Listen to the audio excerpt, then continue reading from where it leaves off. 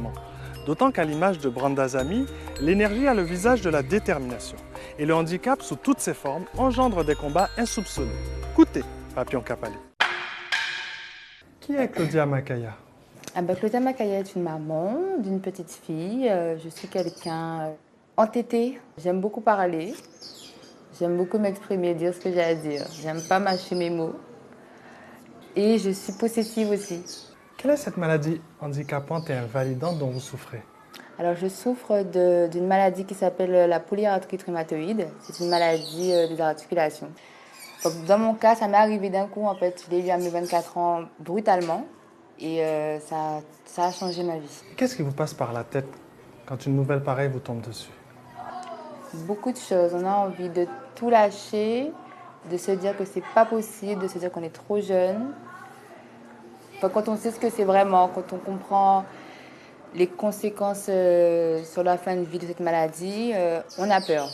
Quelles sont les contraintes les plus difficiles à subir? Le regard des autres, parce que mon handicap ne se voit pas forcément. Du fait que je sois jeune, ça ne se voit pas tout de suite que j'ai un handicap. Et aussi d'élever ma fille avec mon nouvel handicap que je n'arrive pas à accepter jusqu'à présent. Votre mobilité est contrariée?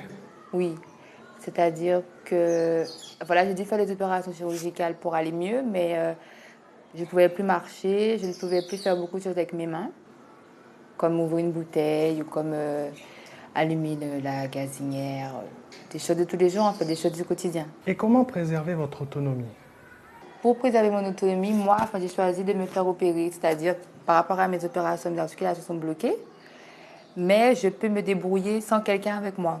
Je ferai à ma façon par rapport au fait que c'est bloqué, donc ça ne fonctionne plus comme tout le monde, mais je pourrais faire quand même, toute seule, ce que j'ai à faire. Votre fille de 6 ans est votre plus grande énergie? Oui, c'est ma force. C'est pour elle, c'est grâce à elle, oui. Avec quels mots explique-t-on la maladie à son enfant? Waouh! En fait, j'ai toujours été habituée à beaucoup communiquer avec elle. Pas forcément avant que je sois malade. Donc, on parlait de tout et de rien. On était souvent seuls à deux. Quand je suis tombée malade, elle avait 3 ans. Ça a été très difficile parce qu'elle n'a pas compris pourquoi sa maman, qui est jeune, du jour au lendemain, ne peut plus faire tout ce que tous les parents font avec les enfants. Avec le temps, maintenant qu'elle a 6 ans, elle est devenue autonome et très à mon écoute. Avec des mots simples, je lui ai expliqué que maman ne peut pas faire tout comme tout le monde. C'est-à-dire que je lui ai expliqué que mes os étaient fragiles et qu'ils s'abîmaient tout seuls. C'est-à-dire qu'elle sait que je ne peux pas jouer, je ne peux pas lui faire des chatous, je ne peux pas tout faire avec elle.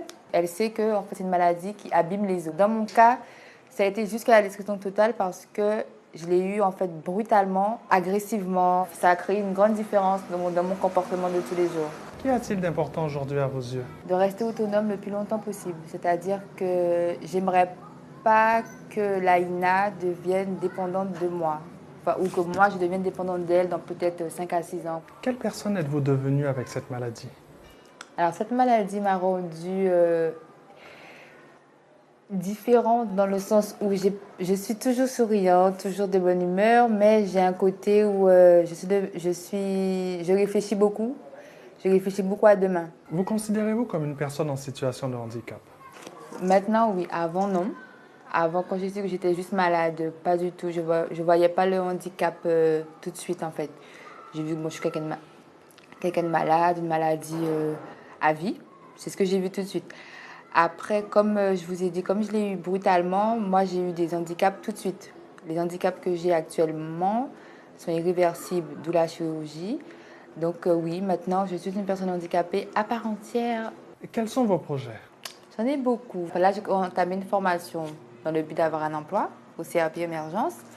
J'aimerais écrire un livre sur tout ce qui m'est arrivé là depuis avant la maladie, quand j'ai su ce que c'était, après la maladie.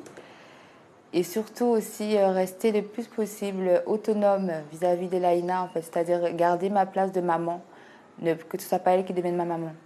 Je veux tout faire pour être que ce soit indépendante financièrement, physiquement, mentalement, vivre sans se soucier de moi. Ouais, surtout, c'est l'essentiel.